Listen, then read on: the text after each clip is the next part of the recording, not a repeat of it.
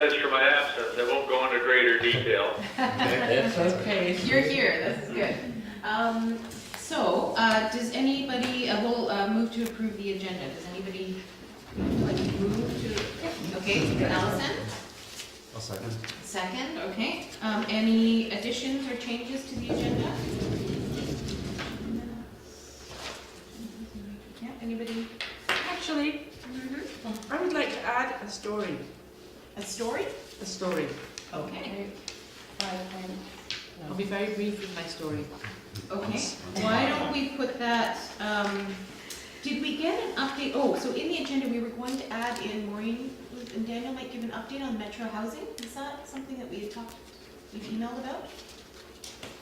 Not that I was aware of, but Okay. she may want to. I think Maureen had talked Okay. about that. So maybe let's do, I don't know how we fit this in, before the housing matrix, can we do like updates? Sure, And that could be perfect. Maureen and Allison. So Excellent. whatever that is, 5.01. Hi, Daniel. Hello, and Allison, updates. Brief updates. Okay, anybody, any other changes? We're just reviewing the agenda, Daniel. Any other changes, thoughts, comments? No? Okay, so, all in favor of approving the agenda? Yeah, looks good. Aye. Thank you. Okay, adoption of minutes. I'm sure I looked at these at this time, I did them this week.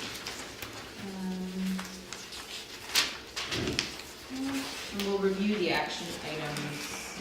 Yeah, we review the action items later. So if anybody have any comments about the minutes? The only the comment I had was just at the very last line, the adjournment time is 8:43 p.m. I think that's possibly. Thank you I very know I much. was feeling sleepy. That's probably not correct. That would have been a marathon, 23 hours. It would be amazing. Okay, thank you.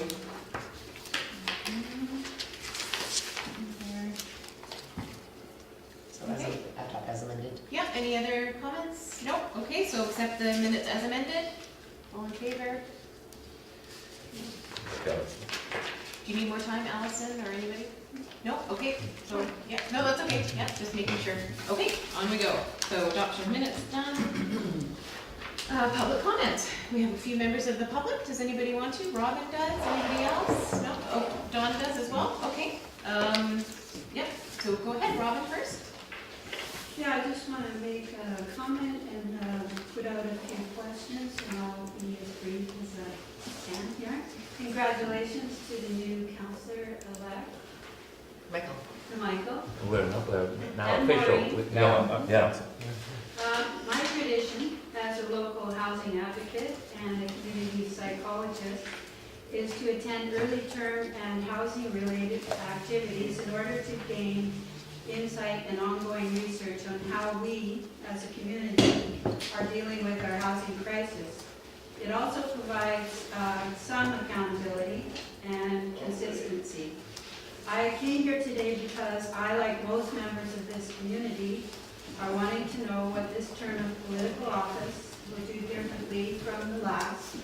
Most of the housing initiatives, including this committee, were introduced in the last few days of the last term. We have re-elected pretty much the same group of municipal leaders. So a few questions. Will housing become more of a team effort this term? What specific actions will this committee suggest based on election promises? How will you address lack of representation and community consultation and lack of use of current local best practice and research? How do you know you're not repeating the same mistakes of the past? Members of the community have waited patiently for action on housing. Demographics and housing policy development has changed and our housing situation has worsened. What will this committee and its council liaisons focus on and do differently in a transparent and open way to alleviate our housing crisis? Hi, Fritz. Good morning. The 8 o'clock, the 9 o'clock ferry, so this is the best thing to do. Thank you very much for coming. Thanks for I was joining. heading for the 8th, but I forgot my glasses, so Oh, I had to turn around. Take a night. Okay, Thank you, Robin, and I think we'll, there's a lot of great questions and comments in there, so I think hopefully we've captured them, if not the video has, and we'll take those into consideration. Thank you. John, Yes, again, congratulations to everybody. feel free to stand or come to the table if you like. Oh, Yeah. no, just, following up with some of the activities that Maureen organized during the last council with people on how, you said housing, but things like the consultants who had done housing assessment studies, Mayor Tofino talking about what they've done The speaker series? yeah, The housing speaker what series. they've done in the way of addressing housing. I'd like to strongly encourage this committee and our council to initiate a discussion with consultants to establish a needs assessment study for Bowen Island, rather than using in-house data collection and what have you. We need, and it's proven, and as you all know, I've sent members of this committee and others copies of other community studies, and we need that kind of hard data. The community does it for setting policy, whether it be through this committee or through our planning and through guiding their council in the future. So I strongly encourage this committee recommending to the council to take a consulting contract. And just that, I think that reiterates everything I said. Exact same kind of broad-based focus. We don't have the data. Great, thank you both so much. Yep. Great, all right, so public comments, none, so action items, we'll review action items from the last minutes, which are these summaries? Oh, they are, page 7 of your agenda. Okay, identify people in danger of homelessness, and I think, Allison, we worked on this, and you'll have it. It's in the agenda. It's in the agenda, perfect, okay, that's done. List of invisible housing and perhaps a color-coded map. I'm not sure if that's ongoing. That's ongoing. Ongoing, okay. I have a number of these, I was like, Yes, I know, I mean, they wouldn't all be done in the first month, Yeah. so no, that's fine, that's an Yeah. ongoing You one. must have a lot of time. yeah. And then the rental units, I know Allison did this item, and that's in here, so we'll look at that, number 3. Number 4, share how many building permits are pending, and I think we did get that. Or did we, no, and No. net new builds, no, we got Oh, some I haven't different done that, yeah. stats, okay, so ongoing. Create a timeline of community projects, and identify windows of opportunity for other buildings, is this ongoing? It is ongoing, but it's probably not going to be completed within this committee. Okay. On reflection, we thought that this was more of a concern for the council as a whole, given that we're looking at other community amenities and external projects as well, like the development of a terminal building in Snow Cove. So I think this sort of moves sideways into council strategic planning, so we're then we can bring it back. Great, Makes sense? so yeah, I'm happy to take that off our list and pass that along. Okay. Number 6, connect with Vancouver Coastal Health and Caring Circle. I think we've done that, Allison, and you'll have an update. Great, so 6 is done. And Councillor Nicholson forwarded that contact, number 7. Number 8, provide sewer information and cost per square foot. Provide a GIS map of infrastructure. I think this is ongoing. Ongoing, I think linear foot, but cost per linear foot. Yeah, I have that information. Do you Okay. have that? I have Bob estimates, I don't have it. That's what I have as But well, yeah, estimates. Yeah, okay, so we'll just say ongoing, and Yeah. and you and I'll touch base on that. Okay. Number 9, invite people from Canadian Lands Trust as part of the speaker series. That's pending. I need to get the okay to continue with the speaker series. Okay. But I think we can take that off our list. That's on your, as counselor, that's on your to-do Yeah. list, is it? Yeah. Or do you want the speaker series to be kind of part of our committee work? Because really it's been you sort of organizing and driving it. Do you want that to be a committee thing that we? I would prefer it to be a committee thing, Okay. but after council's given the okay to continue. Okay, great. So if we can just sort of put that on I don't know how we do it, like on a radar or on the agenda maybe for next time as an item, just to update, and maybe by then we'll have feedback as to whether it's been approved by council. We continue. Yeah, because I think that makes a lot of sense that this committee take that on. Okay. Number 10, research incentives for developers used in comparable communities. That's on Okay. half of responders. Great, thank you. Number 11, identify the actual restrictions in the official community plan regarding mobile homes, prefab tiny homes. Daniel, I think I haven't done. ongoing? No. Okay. Provide information regarding permitted uses in the land use bylaw. So that was about bed and breakfasts, so I Okay. circulated that. Okay, You can- done. Great. Thank you. Number 13, provide best practice template for housing needs assessment. And that one I circulated as well, the VC housing Okay. template, essentially. Great. Circulated. Thank you. Should I print those or something? Do you guys want me to print those? I don't think we need that today. I think today we've got a few updates. We've got this matrix, and I think there's going to be developing the year plan. I think we could look at that. If it comes up, we can pull it up, but I think we could look at that at a future meeting. I think we've probably got lots to get through tonight. Thanks, Steph. Number 14, draft of market segmenting to inform housing matrix. I think, Steve, I feel like this was done and you put it into the matrix, right? Yeah, Daniel's nodding. Yep. Unless I hear your objection. Yeah, I think I got mailed to everybody. We can come back at the appropriate time, Robin. Okay, great.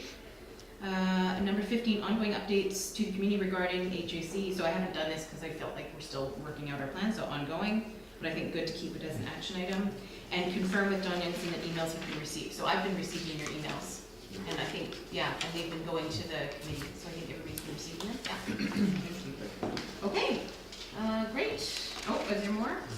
Ongoing actions. Oh, sorry, no, that's okay. Ongoing actions from the September meeting. Oh yeah, so it's just reading the information, bringing your comments. So if you do read things and find interesting stuff and all of that back information, please bring them to the meeting. And review the workshop information, think about where you're passionate and what you think you'd like to contribute. So hopefully everybody's all excited about what we're going to do. And then we've listed here our midterm work plan priorities. So we'll come back to that as we move through the agenda. Great. Okay, any comments or thoughts on our action items there? Okay, great. Business arising from the meeting. So we had, we're gonna put in here updates, and Maureen, did you want to do an update from Metro Vancouver Housing? Okay, and then we've got Allison also to give an update. Are you ready, Maureen, or do you want a minute to, because Allison can go first. Let's have that Okay. one first. Do you want to go first? So yeah. You're thinking about the rental units? Well, you have two probably under action items. So the rental units, which I think you sent out, which is Okay, great, so and I then saw- also the health authorities that we Yes. contacted. So in terms of rental units, if you turn to page 17 of the 20, the task was to find the number of official rental and apartment units. That means ones which are in some shape or form managed, if they're not sitting in a basement or somebody's room or a garden house.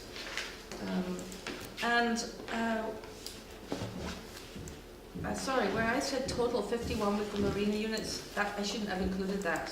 I should have taken that out. Okay. So we have 12 above the store, 10 one-bedrooms and 2 two-bedrooms. Village Square is 15. I didn't keep asking about the cost, and I can go back and find out about the cost and the size, which I think is important information. Village Square is 15, above 3. Above the distillery, which is not yet ready, is 3. Below the municipal hall is 12. The marina currently has 4 and is aiming for 8 units. But I believe that's also got permissions and, is it 6? Daniel, the most current target is 16, I believe, up to 16. 16. And they're rezoning. That's the rezoning that's just come out for All next, right. for the meeting on Tuesday, right? Okay. Yeah. So aiming for 16. Bowen Court is interesting. I thought of them, and while they're not officially rental units because they're cooperative housing, the rents, the rates per month work as rents. It's about $1,000 per month for the units. Grafton Lake units, you already know this. Affordable rentals are 35. Affordable ownership is 10. I also spoke with Wolfgang, who potentially has a proposal down the line, but that's a ways away. Okay, great, thank you That so would much, include Allison. rentals, yeah. Yeah, and I think it's important to include the co-op, but also make sure it's listed separately. Yes. Because I think it's different from rental housing, but it's still It is important. different. It's different, for Yeah. sure. but And yet it's functions in important to list terms it of the separately. needs of the community. It takes people from our community and gives them housing at a rate that people can afford, Yeah, which Yeah. I think is what it's about. okay, great, thank you so much, that's, I So think this is really. Artisan useful. Square doesn't fit in there anymore, they're all No, because privately owned? most of them are privately owned. Right, okay, They're not so rented just like a anymore. house? It's just like a house. Mm. Okay, But it's a bit cheaper, but it's still, people have to put a big down payment up, which right, some people can't afford. yeah. And And I then- think there are some rental units up there, but again, it's just controlled by one private person. I don't know if there are, we could inquire. Do you but I know what, don't- I will Right. inquire. Inquire, there might be some still managed by like a property manager that would be offered up, but I think most are, you know, yeah, it's just like a private landlord. Okay. Right. Renting out space. I'll certainly make that inquiry. And also under the affordable ownership, I don't know if you wanted to keep this in here, but if you are, Belterra has 5 of those. Yes. So, They do. My understanding though is that you still couldn't get into them at like $1,000 a month. oh, you probably could You get think into so? some. For the affordable How ownership. big of a ones, mortgage can you get for $1,000 a month? About 200,000, You could then. if you had a down payment. There's at least one, maybe 2 that would be under $200,000. Really? Yeah. Okay. Should I add that, do you think, to our? Well, it's up to you. I just, I Yeah. saw it here and I thought if it's here, then maybe Belterra should be included in that. I mean, I don't see any of them ever coming up for sale in the near future, but you I never know. You never know. Actually, People's, there's 2 up for sale right now. Not before. It's probably $1,000 a month on a commercial mortgage, I think at about 150,000. Okay, yeah. Okay, so, In well, residential mortgages, with, depending on rates, and they're going up now, it's roughly $500 a month is 100,000, but I think that's gonna shift soon because the interest rates are going Right. up. Yeah, that's pretty close, Ralph. Yeah, All right. That's moved, you know, like a point and a half in the last 18 months and Yeah. still moving thanks to the Bank of Canada. yeah. So Alison, I see this, and I'm happy to work with you on it, Yeah. developing into some sort of spreadsheet for us. Yes. And to start to keep track, and I think it will, as both of you had said, it will help us lead into a formal I'm assessment. happy to do that, I'm which happy- includes yeah. the number of bedrooms, the Yeah. size of the units, and the cost. I'll I go think back that would be and- great yeah. if we can start gathering that information, because certainly, whichever way we go with the needs assessment, in-house or consultant, I think this will start to help inform that, so. For completeness, there's one at Sunset and the Ready Potato underneath the Oh, kitchen. that's right. Okay, Great, good. thank you. I didn't know about that one. Yeah. Very quiet. It was What illegal for for 10 zoning? years before it was approved. Yeah. Okay. That is right, yeah, it's illegal and Just covered one, by the isn't it? housing Yeah. agreement, so Yeah. it's captured. I'd like more. Okay, that's great, thank you. If anyone else hears about any, I'd really appreciate hearing about that. Yeah, I mean, I think this could, the reason why I think it is a limited scope to kind of formal rentals that are like publicly available, shall we say, and not controlled by land, is because it would be so hard to survey and get really truly capture all the private properties that are, so we kind of just, for this purpose, limited the scope to understand how many formal rentals there are. And maybe we can kind of work on a definition for what this is. I think that would be a good thing to have clearly in this spreadsheet, like going what we're defining that as. Yeah, okay, thank you so much. Do you want to also update us on Sure. the healthcare? Yes, in terms of, there's 2 pieces which I looked into. One was with Robin and one was just by myself. I said wanted to look at the number of people who are potentially homeless. I went to the police and they said between 3 and 5 are potentially at, they could be in crisis situation in terms of homelessness. I know of one who is in a boat and really he doesn't want to be in that boat. And he comes out and he actually hangs out at Ben's place quite frequently. That's my son. So I'd rather have him somewhere else. Anyway, so that's our numbers in terms of potentially homeless. The other piece, Sorry, Daniel, did you want to jump in? I just had a question, is that homeless, like, you know, sort of street homeless, or does that include sort of couch surfing, or? that It's not. probably that includes couch surfing. Okay. Yeah. Okay. But it is at time Yeah. in the summer it's street homeless. Yeah, In the winter it's more like couch surfing, Yeah. boat surfing. yeah. The other piece was around looking at, where was it? It was in the action items right here, I missed it. Well, we contacted Vancouver Coastal Health and didn't get too far with them, but they did refer us to 2 organizations, and I'm now forgetting, do you remember what they were? I'm gonna pull up my email. And it was people, talking about people with either developmental difficulties or mental health issues. And so we reached out, we were gonna reach out to, do you have that? No, pretty much. No, it was- That might have been one of them? I don't know if we reached out to look up. Anyways, why don't we go away and we'll come back next month with an update on this. I don't think it's critical today for our Yeah. purposes, but it's something that's ongoing. We're trying to reach out to the, and the caring circle as well, I think is on our list, trying to reach out essentially to healthcare providers to see what gaps there are. And I think that'll come up as we're working through this, trying to identify what gaps there are in housing needs on Bowen. And so we're just trying this as a tack to reach out to healthcare providers and see what they might know that we don't know. That who are they speaking to and working with, that there's some gaps there. I'll add something to that, which is it's very difficult to get this information from Vancouver Coastal Health, largely because of confidentiality issues. And because we live in a small community, they'll say we won't even tell you the numbers because you can figure it out for yourself.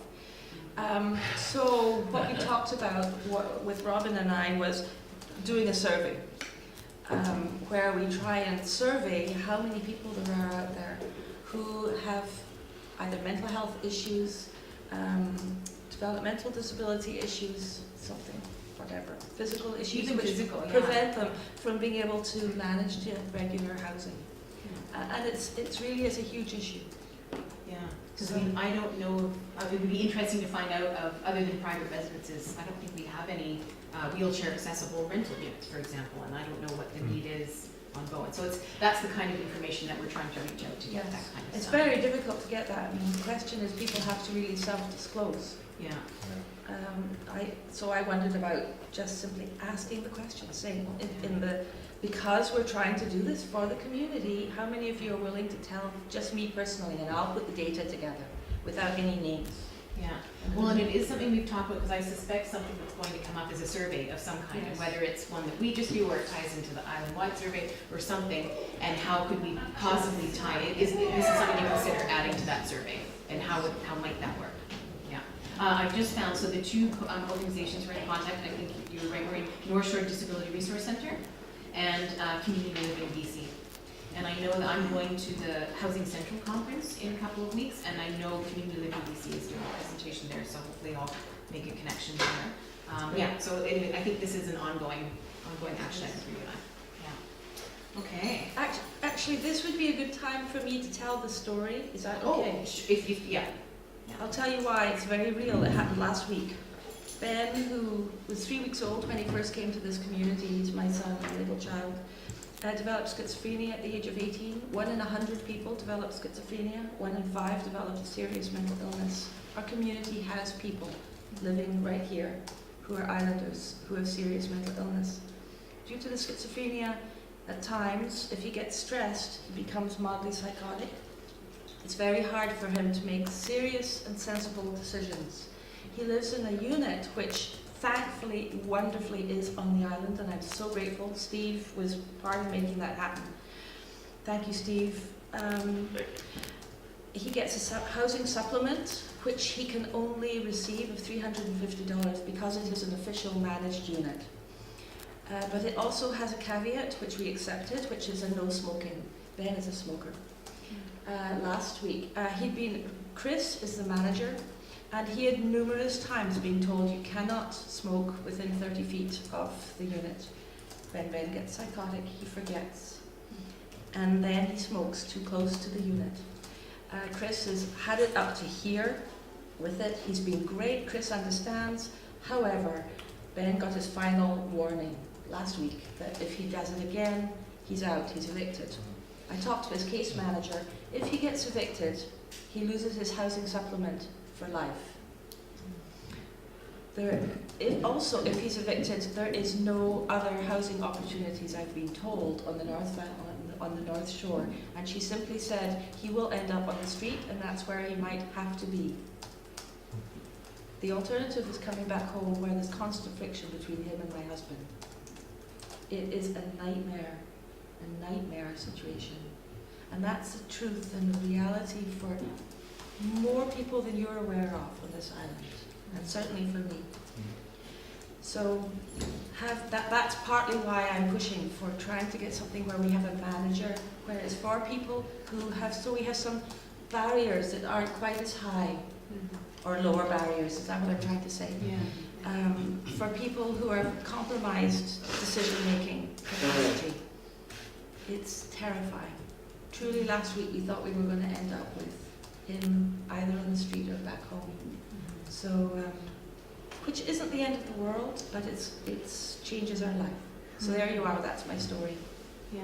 I wanted to share with you that reality because it's one that. I think the one comment, if it's the same gentleman that I'm thinking of, as you suggested, he has administrative difficulties too, and he got kind of confused going back about a year ago with some government paperwork. Yes. And they were going to cut him off from some other payments that he was getting. And in fact, blessings go to Lisa. Lisa went over and sat down with him for about half a day, and went through all his paperwork. And I think he was like, for some reason, 3 or 4 months overdue in back payments because he hadn't filed the necessary papers. So I don't think that was him because Ben's rental is completely paid by the government. I don't think you're, because I'm a So co-lease. then I'll say there's another gentleman then Yes. on the island that has a similar difficulty. Yes. I'll kind of say ditto then. Right. It could well be. I don't think that was Ben though, just because we very carefully made sure that that wasn't a possibility. But thank you for being part of making people get housing, Steve, on this island. Okay. Well, thank you, Alison, for sharing that. I think it's really important, and one of my goals for this is to really bring, like, it's a human story, and we're such a small community, like, literally, I choke, we're 1 degree separation, so if I don't know you, we know someone in common, right? And it really is our neighbors, like, it's truly, truly our neighbors These that are are in need of housing. That's right. So, I really appreciate you sharing that very personal story. Thank you so much.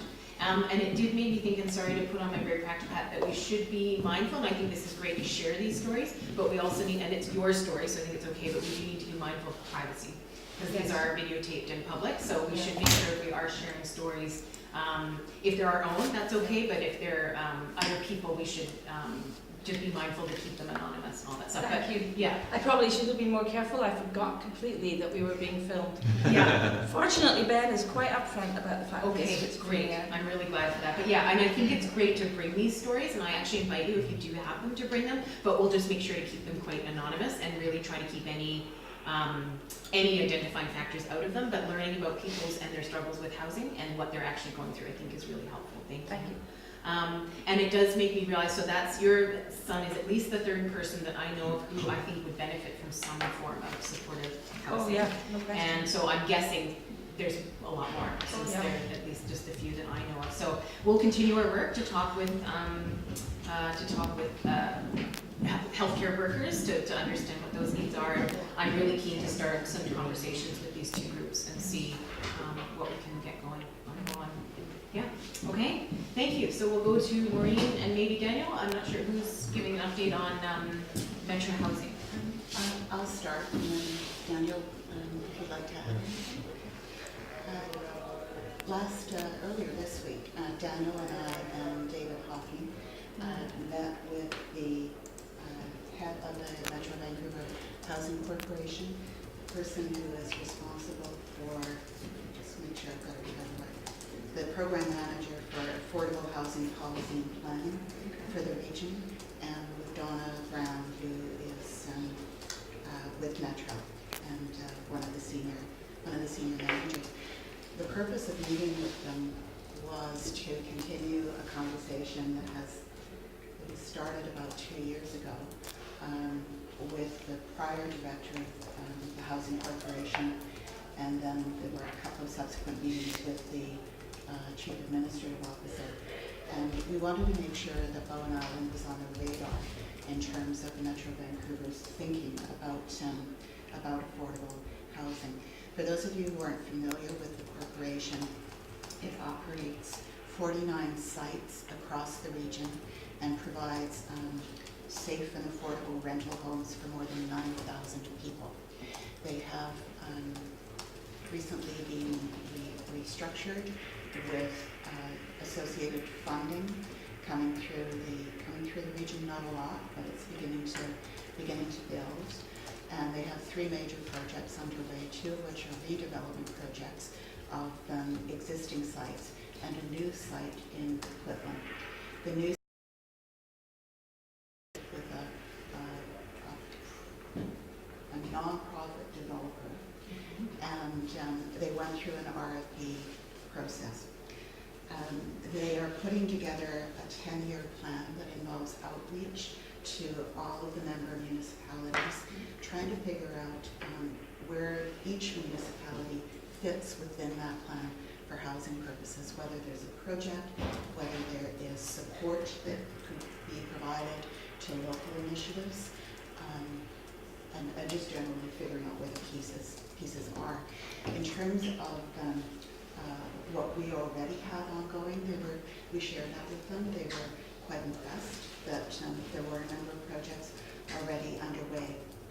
What they immediately offered was sharing information regarding how they have developed the leasing document for the project in Coquitlam. And I think we were quite excited about that because we thought that would be very relevant to some of the work that we were doing. They offered, and this is for the second time, assistance with planning. The person who is the program manager for affordable housing, she does a lot of needs assessment work, and again, there was an invitation to potentially collaborate. So those of us from Bowen and the folks at Metro, we sort of said, we're going to think about this a little bit more, and we'll come back together and see what's possible. They asked specifically about Birch. We told them who Birch was, and they asked about your awareness of various programs, and that's where I got back to Robin and asked about, were you following up on the co-investment federal program, so that's great. And they have applied. They said it's an onerous process to do so, and they've done that recently. Okay. So they're developing their in-house expertise with all these new programs, and again, we'll be happy to share. So I can pass on contact information, and at the appropriate time we can get going on it. But Metro is definitely interested in figuring out where Bowen would like to fit and where it could fit within the larger region of planning. Great. Daniel, is there anything you'd like to add? No, I think that was good. Yeah, just they were interested, they were listening. And yeah, there's sort of the 2 avenues. The one bigger one is like they want to do a project on Bowen, and the second is like what support do they offer, and even in terms of documents and stuff that they've developed that they can essentially pass on to us. Yeah. And they have a lot of core data, that Metro Vancouver analysis that I think Steve had tracked on, or maybe I did, I can't remember. There's a lot of information there in terms of a lot of comparative information. You can sort of see how all the other municipalities are doing. And in terms of the progress that's been made in the last year and a half or so, Bowen's actually looking pretty good in terms of developing rental units, wasn't it? more diverse Yeah. rental options. So I think we didn't put that in the agenda because it was a fairly big chunk of tables and stats. So I think we can just distribute that digitally if that's okay with people, or you could specifically request if you want it printed from staff, but it's quite a lengthy document with lots of tables and stats. Now, is it going to change, Robin? Because if it isn't going to change, it could go into our binder. Would it be a Yeah, it reference? could go into the binder. Is it valuable as reference? Because Yes. if not, then Is- let's not. But if and is it's the valuable whole- for reference, Yeah. it should go into our binders. And should the whole document go in? That was only my question, or is there a few select pages that might be relevant? But that's, I just didn't want whatever it was, Right, like 40 pages that more than half of which aren't actually relevant to The the document itself is about 150 odd pages. That's It's really very lengthy. Yeah. There are some pages that are particularly relevant, but if you've just got the PDF, if you've got a link to the document, you can do a search just on and see where Bowen comes up, and then dig into it where you're interested. Okay. I want to find it because, so Maureen will send it. And I'm just trying to think, I don't think I have the capacity next month, but if somebody does and wants to spend a half hour, an hour going through it, figuring out which pages and can identify which pages are relevant, that would be useful. I'm not sure if anyone I can send wants like, to take that on. I had snipped the two of the pages from the housing data book. I How saw you housing did that, like starts. Yeah. screenshots, okay. So I'll just share, I mean, this is what Steve had highlighted too in the article. is Okay. that- So 2015, Bowen had 18 housing starts and none of those were rental units. In 2017, we had 45 housing starts, and of those, it counted 12 rental units. So in 2015 is when they started counting secondary suites in their count. So before that, rental units didn't include secondary suites. Now they do count them. But so they said in 2015 we had no rental units start. But this last year, 2017, there were actually 12 units started. So it's a combination of secondary suites and detached secondary suites now permitted. So it's encouraging given that we only have so many, like on our count of vegetable managed units, there's 51 instead. So Why don't I, 12 Lori, I might adults. forward that email Sure. with those two Yeah. stats to the Yeah. committee. yeah. And then at least you've got those 2 pages. You can just forward the link to the committee as well for the data book. Okay. And the date on this data book is April 2018, so it's very current. Yeah. Robin, if there are some really pertinent pages, just half a dozen to Bowen. Yeah. Steph using sort of best common sense metrics, I wouldn't mind those being included. Yeah. because- Oh, yeah, no, I think they should be, I just don't want to put the 150. Nor do I. So I mean, somebody's got to weed through it, so. I rather have a feeling looking around the table, there's probably not an appetite to go for 150. No, so it's more of a, does anybody have the time over the next month that they could sift through that, do the search, figure out what page? On my plate this month, so I can do that, Robin. Yeah? Okay, great. So Daniel, we'll do that as an action item. Sure. So we'll try and You select do a out, synopsis or do a synopsis or some. Executive great. summary. Yeah. Another action item for Daniel. Yeah. Thank you, Daniel. Yeah. Okay. Any other update from that, or that concludes our Metro Housing update? Yes. Okay, great, thank you so much.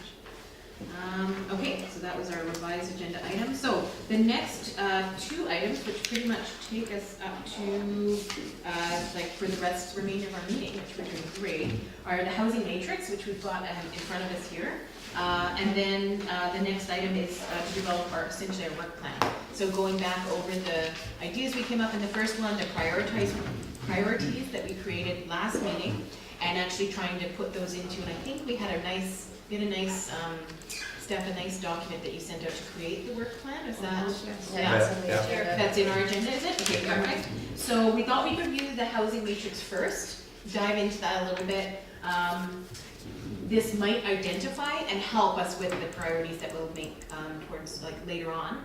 And then if it doesn't, if we sort of get there, we can move on. I think it'll be back and forth between the 2 potentially. And so the goal is for the end of this meeting, I'd love to have a drafted work plan for the next year.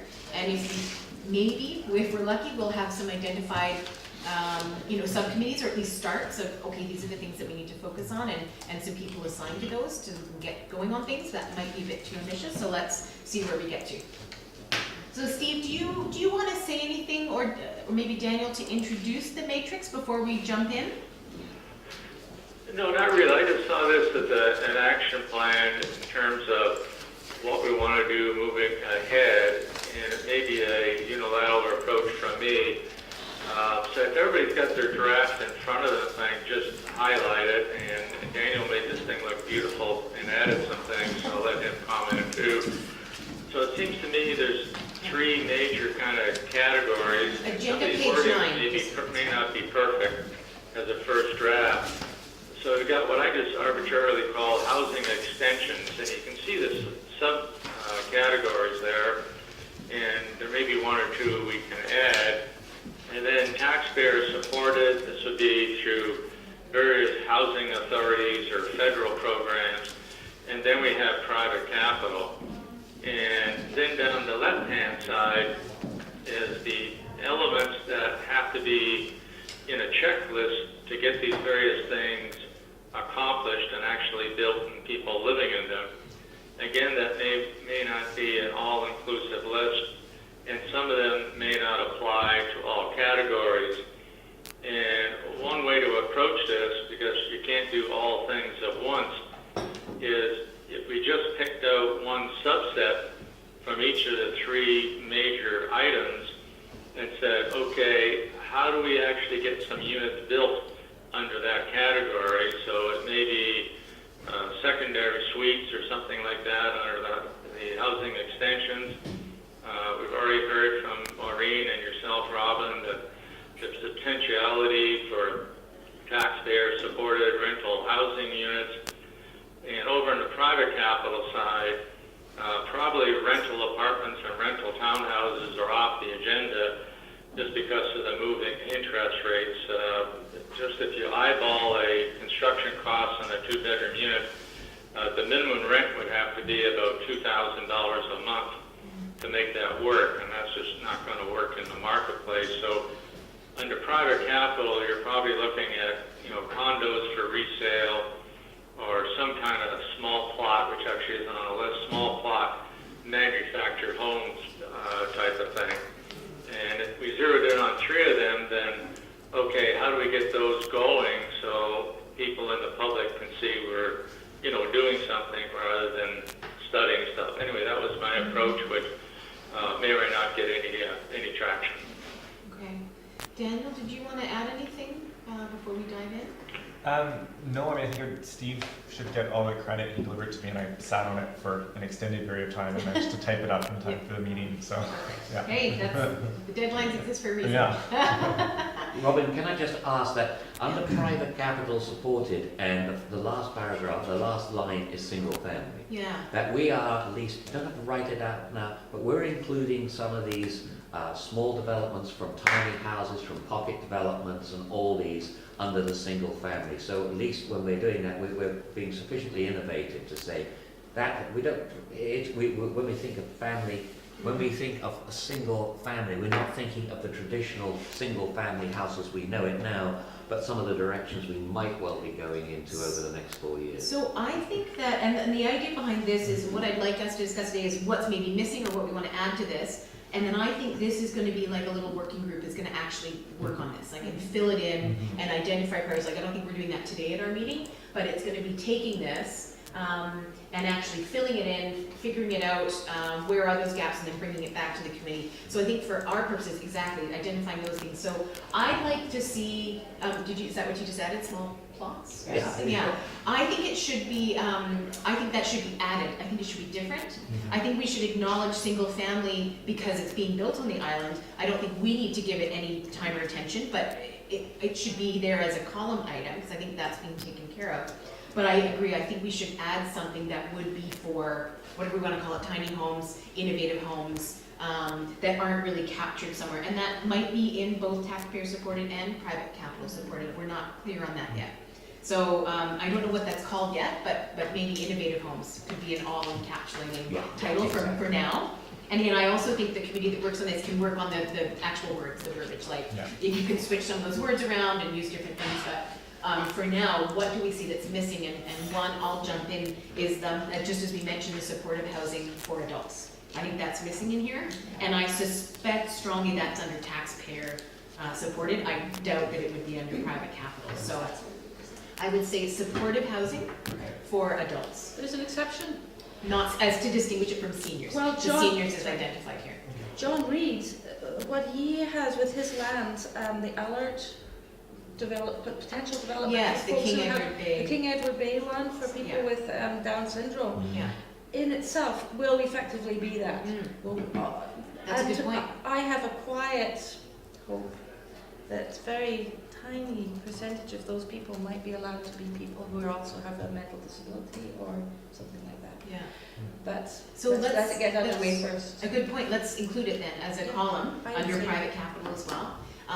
And as a sidebar, I would- taxpayers. yes, please. Yeah, both, definitely both. And I wonder if that's a conversation that we could be having with him. Yes. Or is With this? Allard. It's with Allard. Yes. Yeah. John is not. Is not. involved. Yeah, Yes, it's it's the purely county. Allard. And I have no idea where it's at the moment. Okay, so maybe that's something somebody could reach out. Robin, one other idea, if I can, I might almost address this to the two counselors present regarding some of the single-family tiny homes or manufactured homes. I think if somebody had private capital or lands on the island, and if this was supported by council and some sort of recommendation from us after we think about it for a while, is actually put out a request for proposal. Because then people are going to say, well, geez, this might happen. I'm not going to spin my wheels. And you say, okay, anybody with, a couple of acres that can service it appropriately, whether it be some kind of community septic tank, and is prepared to put up, whatever it is, 10 tiny homes, come in and give that proposal to our planning department. It's like you're inviting people to the party as opposed to him knocking on the door of the party and say, can I come in? And we're much more likely to, and I use my party example, which may not be the best analogy, is that if you're invited to a party, then you're take it more seriously to consider it, as opposed to, you don't know if there's any kind of support for a manufactured home, small subdivision, or a tiny homes thing, and then chances are you're not even going to bother putting all the paperwork together. It's not worth somebody's time. So I'll just leave that with their two counselors, and the committee might want to think about that kind of recommendation, which might help the counselors get my drift there. I can see Michael and Marie want to talk, so Michael. Yeah, Steve, I agree, and I'm just thinking, as an approach, let's just stay with your invite them to the party. So there is a certain brief out there, and which is all being worked through in advance, and that approach actually could be broadened somewhat. That's one party that could be going on, but there are other needed parties that we could be treating in the same manner. Because I rather like the approach is, hey, here's the welcome mat, because you welcome people to your party normally, unless it's a very bad party, and they know what they're getting into, and there's a sort of common consensus, almost being pre-agreed at the council level and worked through with planning. So I completely agree in the case you've mentioned. That my point is that this approach might well be widened when through this matrix we say, here are the obvious needs.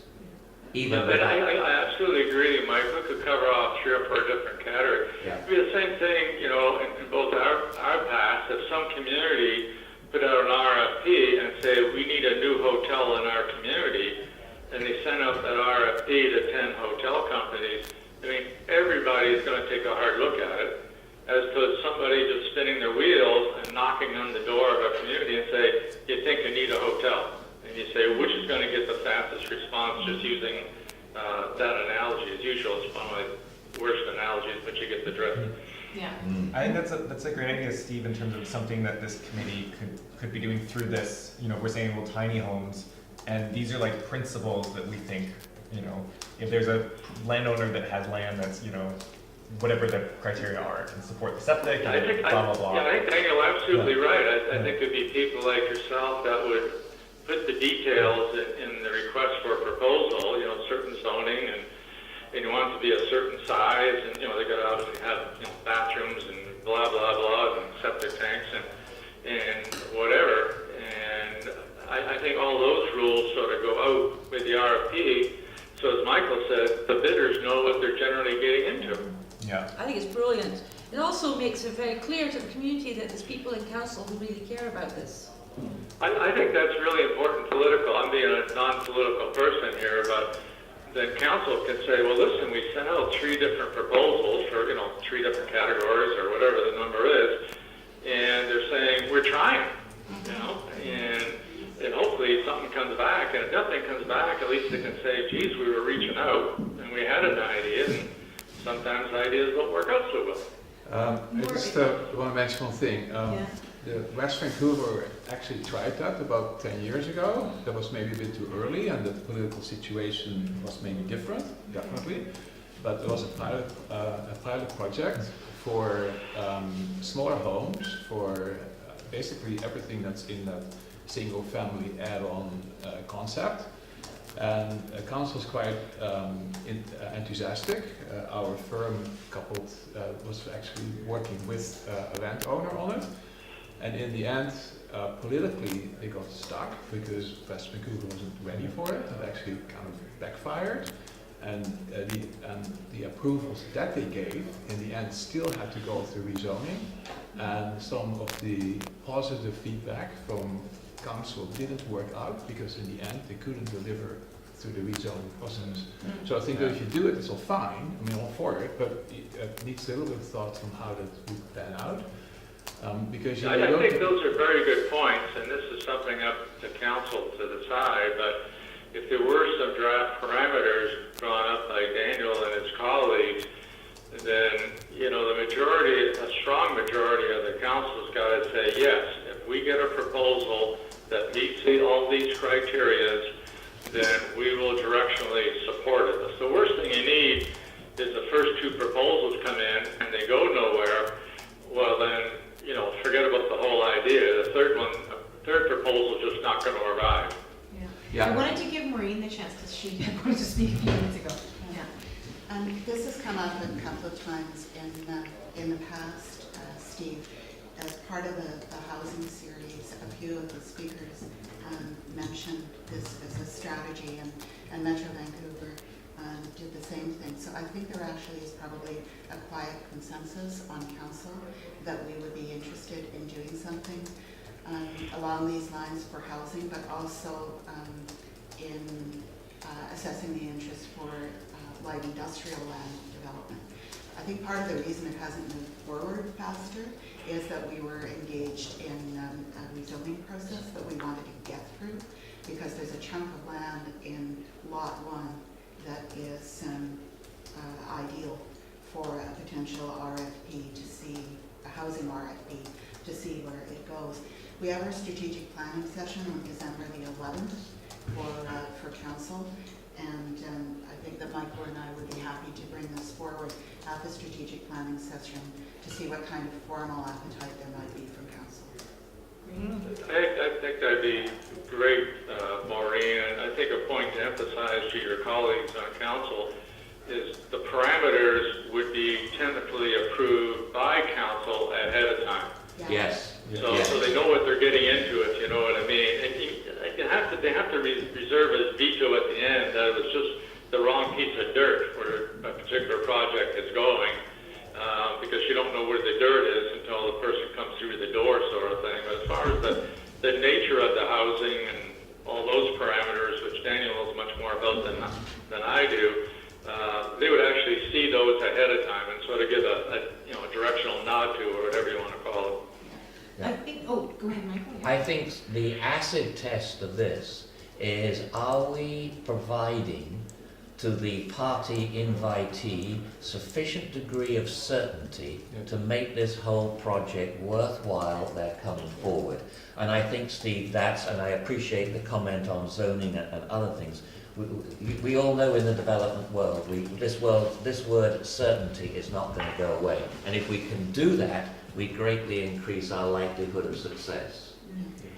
So one of the I things... think you're absolutely right, Michael, and it costs money to put in an application, a blind application, and so people just don't want to spend a lot of money if there's no chance of it going anywhere.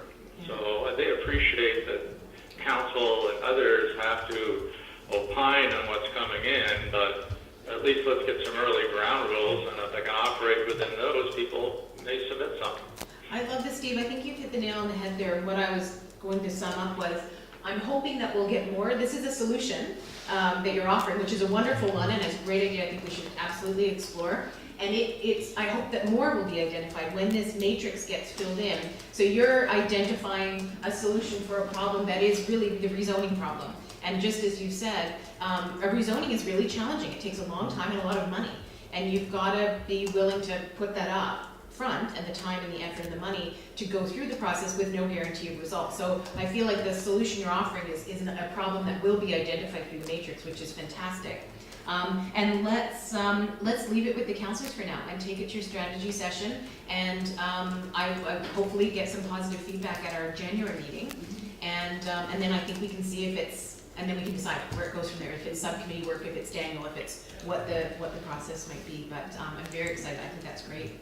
But maybe one thing is that, I appreciate it, I think it's definitely worthwhile, but council can also be proactive and actually rezone some land.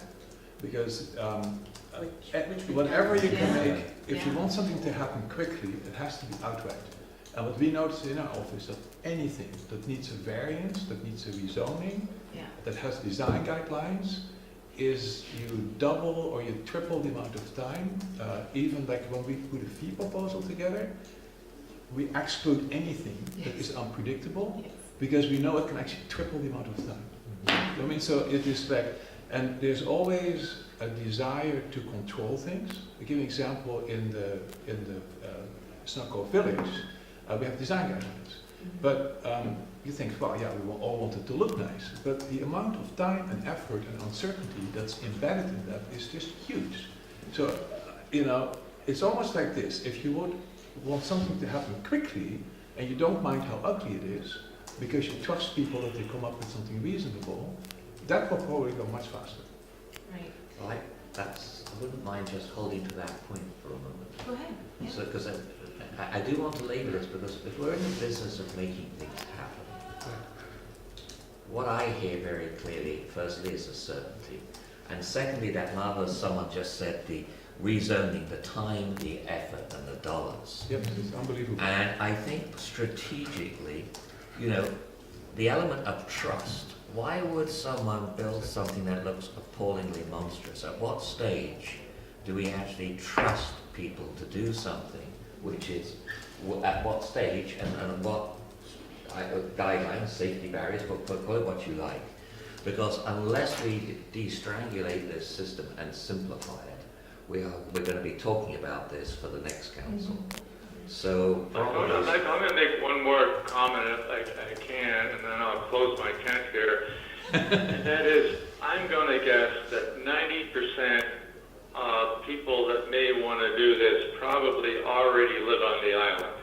I'm going to suggest, without no evidence, but my instincts tell me this, that the chances of off-island developers coming in and building something are somewhere between slim and nil. And so the people who are going to do this, I mean, the council people are going to know them.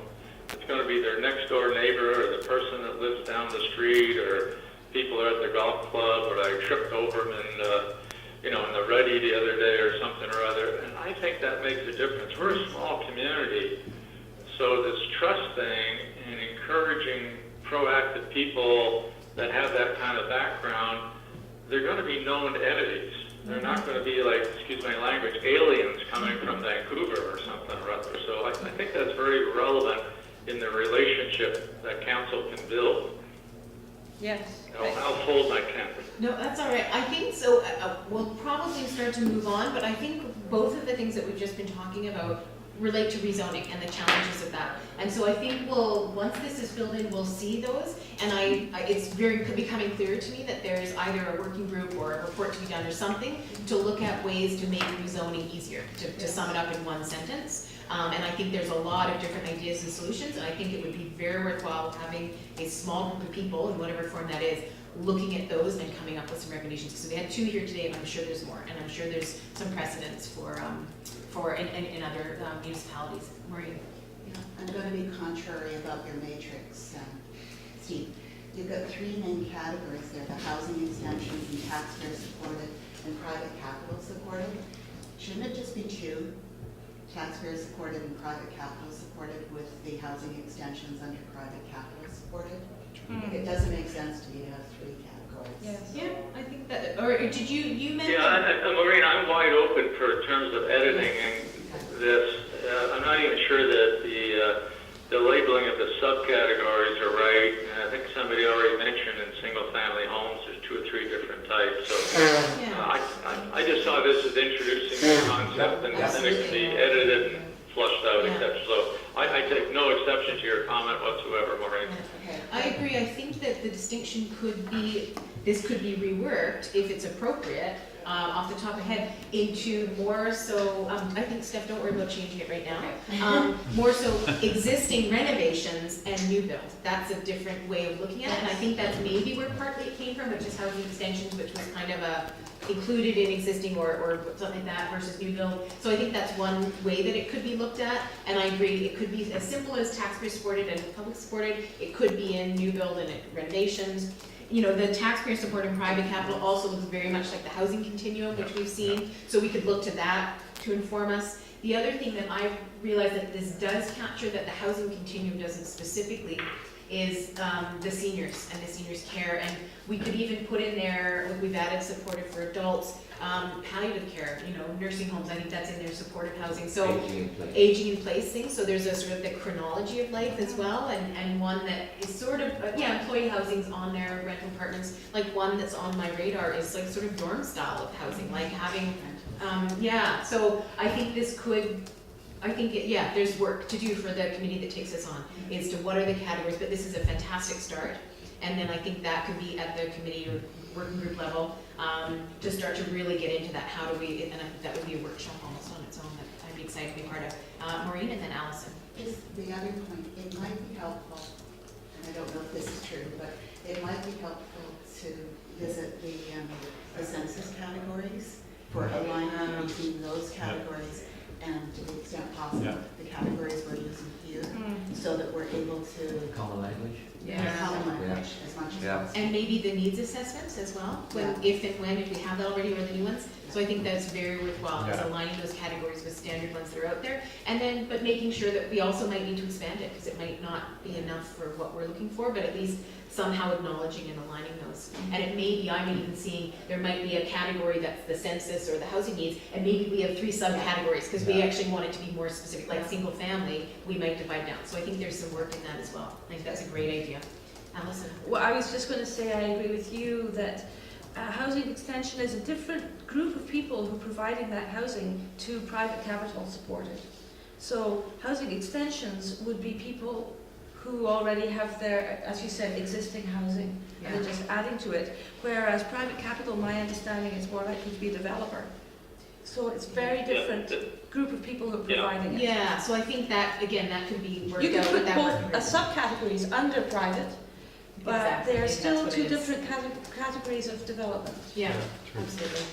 And I think, But maybe, I know Daniel there is making copious notes, I'm sure. Why don't Daniel collect all those thoughts on paper? yeah. I don't feel badly, I'm putting Daniel on the spot here. If you want to punt it to us, and Daniel and I'll have a phone conversation next week and rearrange the deck chairs here. Well, do you want to, or do you feel, I sort of feel like this could be a small working session, and it almost doesn't even have to be a group, Oh, because I I think have we no could, problem. Whatever you want to do is yeah, I think it could be, kind of move it along, but I don't see this as being a perfect document. It needs some editing. no, but I think it However would we're be gonna do nice, that. rather than it just being on the shoulders of you and Daniel, what if we maybe we could set aside a little working session, a half day sometime, and whoever from this committee wants to be part of it, and we really dig into the weeds and we try to produce, because I don't think this needs a group that's gonna be ongoing, I think it just needs like a working session that will bring it out, bring the information from what we've just talked about, census and all that, and actually have like a working session. So how do people Yeah, feel Robin, about that? I think that's a great idea. Okay. If you're in a work session like that, can I tag on one other thing on the agenda? If the council's having the strategic meeting that Maureen referred to on November the 11th, or whatever the date was, December, and yeah. if it does come up during that session about this idea of potentially putting out some RFPs, and if we get kind of a semi-green light from them, then maybe that is added to that same work detail that with Daniel being there and others, is what would be a couple of subsets to put such RFPs out under, if you get my drift here, and start working on that too. Well, yeah, and I think when completing the matrix, it will become hopefully clear which ones are suffering from that. So let's just keep that on the radar, let's not commit to that yet, and see what the feedback we get from council, see where this working session might land, if it's before or after. I'm getting the sense it might be after at this stage, but let's see where that working session lands and make the priority filling in the matrix, identifying those gaps, and then I think there'll be either some work might come out of that for committees, or there'll be some stuff that comes out of that for sure. And again, more brainstorming on solutions. Because really this is addressing rezoning, which I think is very critical, but I'm really curious as to what else might come out. Like what else is going to come out of this matrix as identifying those stumbling blocks that are keeping us from developing. So I don't want to focus at this stage too much on rezoning. I really would like to keep an open mind and see what the other things that come up. Because there may be the rezoning is great and needs to be addressed, but there might be some really low-hanging fruit that might also be great things for us to grab onto and run with. So, yeah, at this stage, let's keep an open mind and have that working session to fill this in and see what comes out of it. Great. Okay, any final thoughts on the housing matrix? And do people have a sense with this, we do a working session, it's what, November 9th? Oh, is there any way it can happen before the end of the year? I know we're getting into crazy times, or is that wishful thinking? And we should maybe look at January. Just, not that we have to look at calendars right now, but I'm just getting a sense. For what specifically? So this would be a working session, not everybody has to come, just if you want to come, if you're interested in it, it would be a working session, I'm guessing half a day, to actually work on this. Like actually sit here in the room, work on this, talk about the different terms, fill the bits in, you know, talk about what's applicable, what's not. Sure. Yeah, so do we think before the end of the year is possible, or do we want to look at January? And I think the answer being, we'd send out a doodle poll or something. I just sort of want to get a window, are we looking at? Can I point out, January, some people are away. Right, okay. I'm selfish. Including yourself? I'm being selfish now. Yeah. But people do go away. And, Yes. I mean, people with kids obviously go away in the summer, and maybe people Yeah. with grandkids, Yeah. great grandkids, go away January, February. Yeah, and so maybe let's get a sense of, if it is a half day, I prefer it not to be an evening, because I feel like that's gonna be tough. Can people do during the week, or does it have to be a weekend? I just want to get a sense of every schedule. I'm quite flexible, I can do during the week. I can do during the week. During the week, is there anybody who can't do during the week, I guess is what, Sometimes. sometimes. Well, So there are dates that are available during the week. I mean, I look in between now and December the 15th, and I see 4 free days. Okay, so we need to, What are okay, yeah, what are those for days, am I know? I mean, I can't, I'm busy Tuesday, Wednesday, Thursdays. Okay, so there Always. are some, so Tuesday, Wednesday, But I Thursday. don't see myself, I'm so busy right now in general, I don't see myself participating. Yeah, and that's it, you don't have to, right? So that's the other thing, it's only really if you You want want a to. core group, Yes, working yeah. group, working group. So let's try to find then a time. Fritz, do you want to participate in this, and what would I be think your so, yeah. availability then? Yeah, I just make the time. You make the time. It's just Perfect. another meeting for me. that's all it Okay, is. great. Thank you. Yes, and an unpaid meeting, so that's why I'm thankful. That's great. So let's do a. Do you want to just do a quick doodle poll? Maybe send, because since Michael only has 4 days, maybe. get I'm that just to him. thinking, I'm just trying to, I'm trying to put some positive strokes on this. Let's, Well, since we've already got near limited, Friday seems to be an okay day generally for people. What if we tried a Friday sometime in the next? Second Friday in December. What about next Friday? It's next Friday. Oh, next Friday's EDC, isn't it? well, Oh. EDC. I'm hoping actually that some of these EDC meetings, Friday, you see, the problem with the morning is some of us are down. Thursday seems to be, in downtown world, a big night for dinners. I have Oh. to tell you something. Well, I know. But a lot of people are saying, oh, have evening events on a Thursday night because it's the night before the weekend, you can get people together. And therefore, I often have to stay downtown because of Last Ferries, and I'm not going to go to the second Narrows, Lionsgate Legless. So, Okay. So why don't we just leave it as a doodle? Steph, can I put it to you? on the afternoon, Is that- like a Yeah, Friday sure. afternoon. Friday afternoon works. Well, it's easier. I can't be at EDC because it's the night before. That doesn't work for me. There's a bit of an issue. No, for me what works the best is a Monday morning, obviously, because I'm always in the weekend in Bowen, for sure. Okay. And normally a morning, because I can get to the meeting from both sides, from here or from the side. Okay. I Okay. can give you the 12. Do Monday mornings work for you, Council? It depends on which Monday. Okay, so Yeah. what about, you want me to do it all ahead? No, you don't have to. I'm happy to sit here for a couple minutes. We're doing well on time, so I'm okay for us to sit here and nut it out. if we need to. Monday, the 26th of November, I can do that. Council Day, No, that's not cancelled down. Yeah. Monday at But I 9:30. put it in on my own. How does that look for the people who want to Who participate? want- Again, you don't have to, Yeah. this isn't mandatory. So It's, Allison's not doing other things. yeah. Roger has expressed interest, and Fritz. Send it out now. I'll break. We'll really try to get it. Monday, November So Monday, 26th. Yeah, because I think the council meeting now is in the evening, so. So I've got Robin, Roger, Councillor Nicholson, and Kale. Steve, are you able to make that? Do you have your calendar with Well, you? I'm actually in the air that morning, but by all means, carry on without me. I'm not Well- offended at all. Are you sure? Because I feel like you might have a lot to contribute to this, but you're okay with us? Because, yeah. I think too, I can say too, like if people aren't able to come, they can always send in thoughts, and I'm happy to Okay. meet with Steve if you're around even the week before. We can sit down and go over and Okay, let's do that. Let's bring stick with this date. It capture seems to input, work. yeah. Can I suggest Yes. do definitions beforehand so that the meeting isn't spending time trying to define what the words mean. Mhm. So if we, Okay. Not wordsmithing. yeah, Okay, so yeah, maybe if we can circulate a bit, and maybe could I ask Maureen, Daniel, could I ask you to maybe bring the census information, maybe Sure. the housing needs assessment, like Yeah. respectively, bring that information with you, if possible, send it out ahead of time, but again, just at least if you bring it with Yeah. us, and then, definitions, maybe Daniel and Steve, can I throw that on your plate, that maybe if you do meet, you could sort of go, just roughly go through definitions of each of the categories? Yeah. At least what Sure. you're thinking, and then send that out and bring it to the meeting? Yeah. Okay, great. But one thing, just as an idea, I absolutely agree with you, Robin, about trying to fit in a half-day meeting before Christmas, but if that council is having their strategic meeting, I think, Maureen, you said November the 11th, was that the date? December. December the 11th. December, So Oh, this December would- the 11th, oh, okay, all this right, would be my prior. comments are irrelevant. I was gonna say it'd be nice if you had a little bit of feedback from council, before we had such a session, but, I had the wrong month, I apologize. Yeah, no, I think it'll be worthwhile, and then it might be that we revisit it, like, I think it's a pretty important piece, right? And it might be that maybe this is revisited each year or something, like, I'm not sure yet, but Yeah, I'm just thinking excited. Maureen and Michael could, you know, as just one item, I know there's other items on the strategic planning thing, it's just sort of giving a 5-minute update about this wonderful housing committee and what we're trying to do, and, you know, then get some feedback from council that, you know, won't we cancel the whole darn committee, or, yeah, we love what they're doing, kind of thing. you know? Yeah, well, and I think this could be great, because it's something that you can actually, like, something very clear that you can take to the strategic planning session, and I'm hoping we'll identify some other gaps that they can maybe give us some direction on as well, so I think this is great if we can fit it in. So thank you, everybody, so the 26th, I'll leave it to Steph to send out an invite. So, should I send it just to the people involved? Or I'll everybody send it to the know? whole committee, and Okay. then knowing you guys all know that it's optional. If you can make it, great, and if you don't care to, or you can't, it's fine, it's an optional meeting. Okay, great.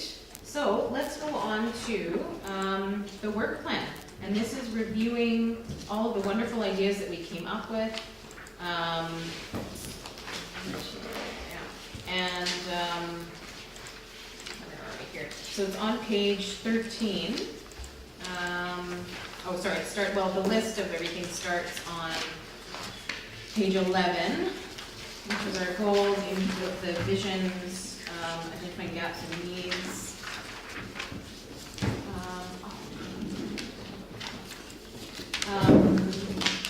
I just remembered, I had a bunch of my own notes from last meeting, which I left at home, which is not great. So, what I'm thinking is, does anybody I haven't done this before on a committee, so I'm wondering if anybody has, that they want to jump in and provide some guidance, or do we, are you going to bring it up here, the work plan template? Yeah. Steph could probably walk us through, Yes. because you've done this with multiple committees now. So just with the brainstorming notes that we had, so what we've been doing is strategic, well, the overall objective is obviously an overreaching goal.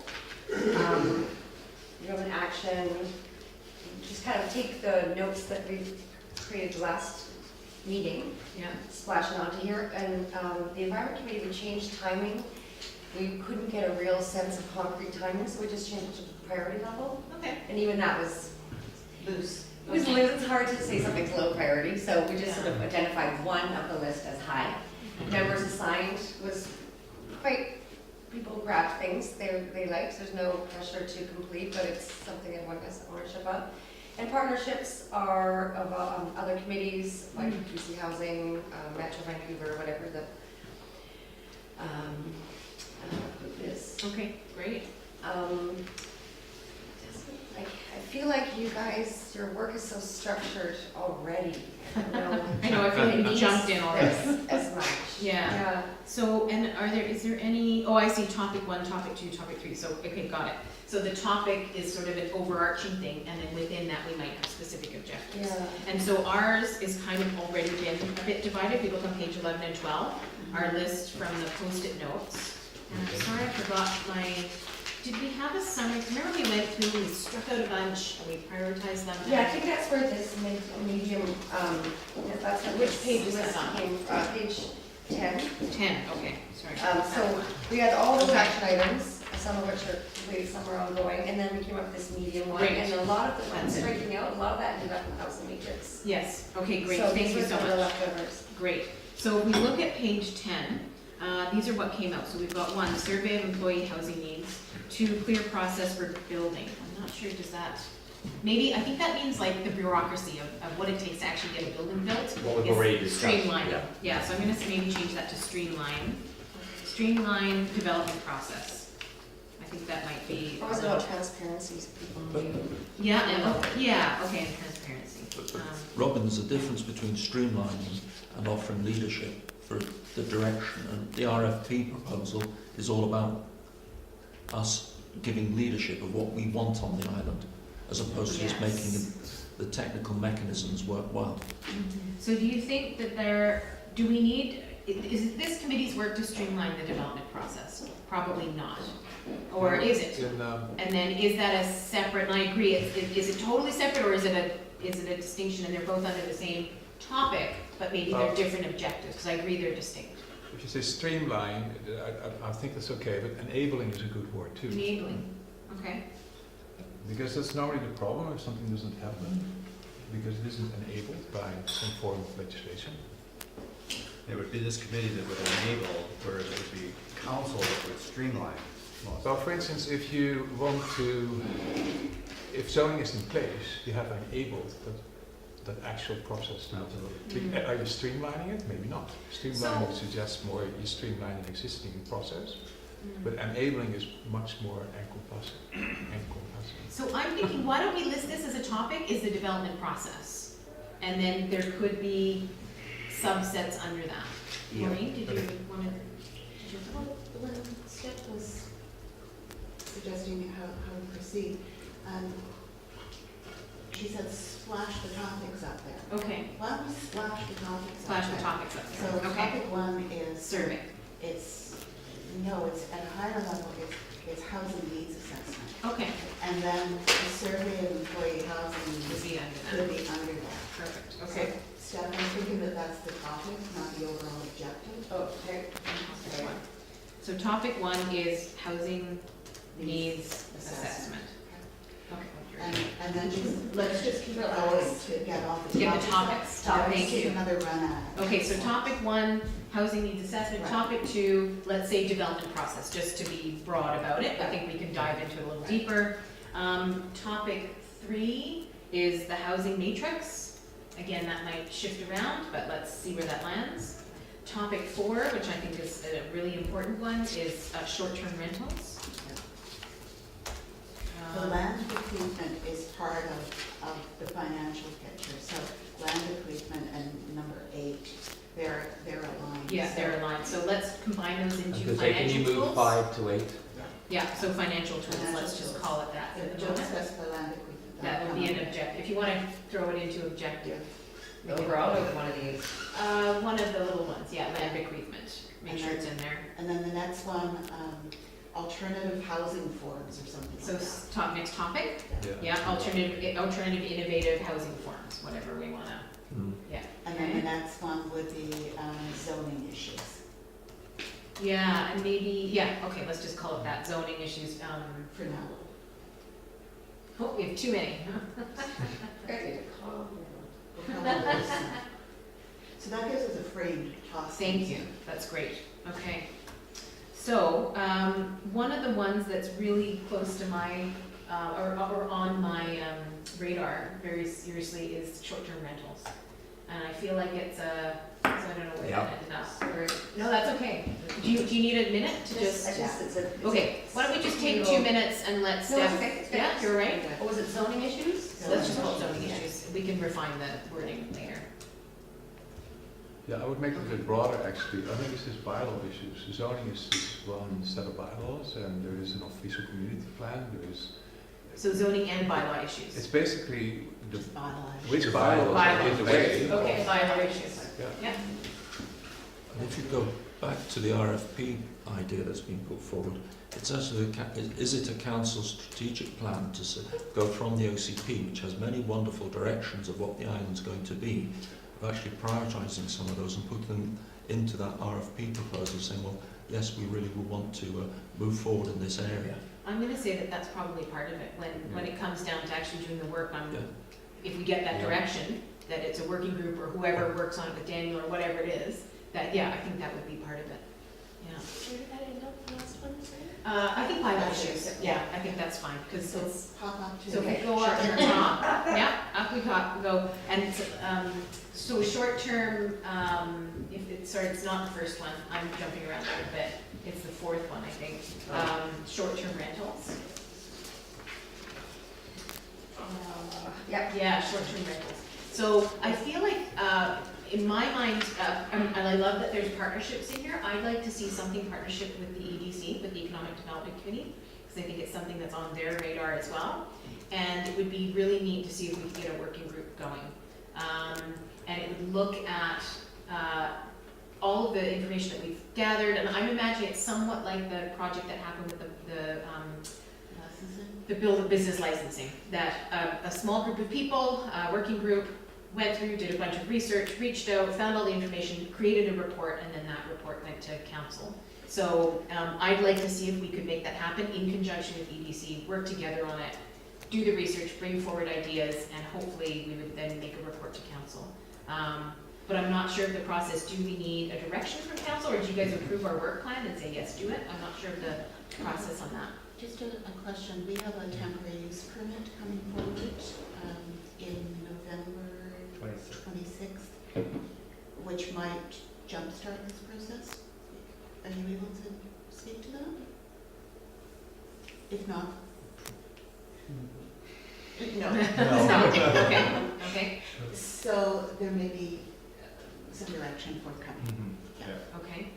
So as in, we should wait till next month to decide what action might be taken? No, I think you can still frame an objective from this committee. Okay, Um, okay.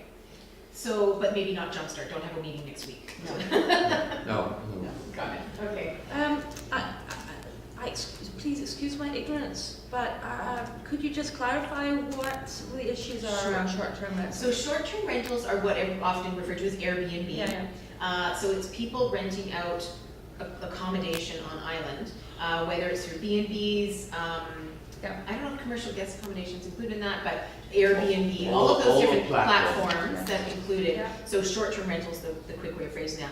And I think the issue with it is, right now, Daniel sent out some information, B&Bs are allowed, and there's a very specific criteria of what they are, and that's in our bylaws.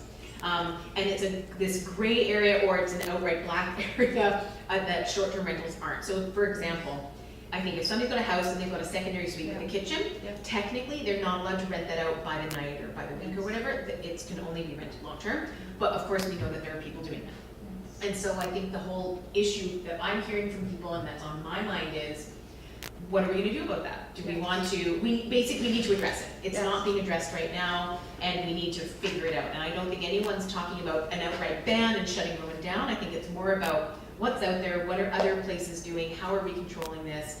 Tofino gave some really great, if you haven't watched it yet and you're interested, when the mayor of Tofino came in July, one of the meetings in July 23rd or something, she gave a really great presentation on what they're doing about it, and I'm sure there's other municipalities that have great examples of how they're tackling it. So anyways, it's a very That's kind of what I thought it was, I just pressing issue, and it's going to come up with the business licensing coming into effect. So it's very timely, I think, that we get going on it, and hopefully then help inform council as to how it should be dealt with. So, I think, Robert, it has to be recognised, none of our bylaws ever anticipated yeah. internet platforms, short-term vacation rentals. I mean, they were designed, as I said before, to celebrate the opening of video stores. Yeah. They're that old. Absolutely. Right, so we've got to recognise the fact that this whole subject is come upon us.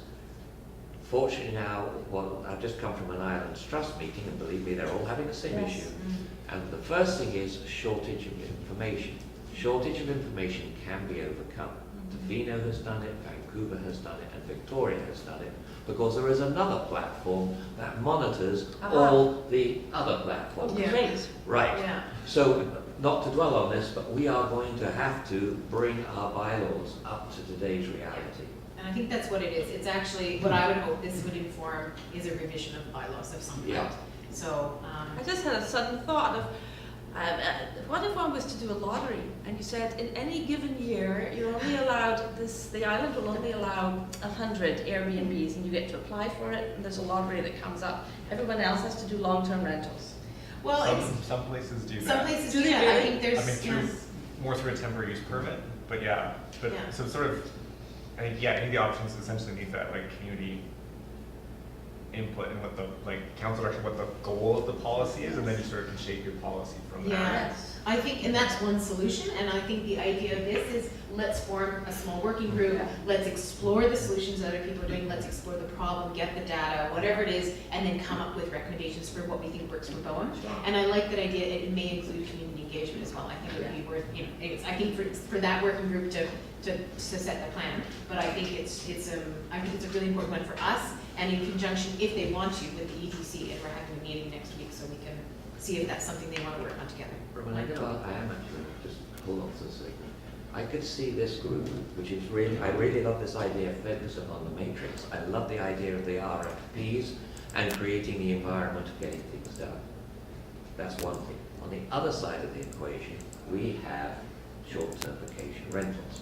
Now, short-term vacation rentals are going to have to be looked at by EDC, going to have to be looked at by council as a whole, because we just need to update the bylaw environment. I'm just wondering how much time, I would hate to see time on this detract from time on your other key mission.